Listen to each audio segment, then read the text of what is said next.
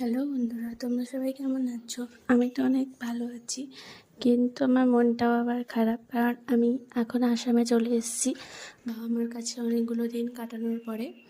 এই যে আমরা শিয়ালদা স্টেশনে ট্যাক্সি ধরার জন্য ট্যাক্সি স্ট্যান্ডে লাইন দিয়েছিল আমার বাবা, আর এই যে ট্যাক্সি বুক করে নেওয়ার পরে আমরা ট্যাক্সিতে বসে গেছিলাম হাওড়া স্টেশনে যাওয়ার জন্য।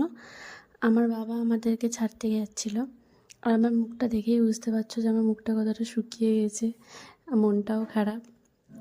এবার আমরা শিয়ালদা স্টেশনকে আমার বর বাই বাই দিয়ে এবার হাওড়া স্টেশনে যাওয়ার উদ্দেশ্যে বেরিয়ে পড়লাম। আমরা কিছুটা রাস্তা যাওয়ার পরে আমরা হাওড়া স্টেশনে চলে এসেছিলাম, হাওড়া ব্রিজের নিচে দিয়ে।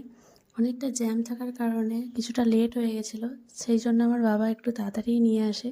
শুধু তাড়াতাড়ি না, অনেকটাই তাড়াতাড়ি নিয়ে আসে, 2-3 ঘন্টা আগে থেকে স্টেশনে বসিয়ে রেখে দেয়। আর এই যে হাওড়া ব্রিজ আপনারা দেখতে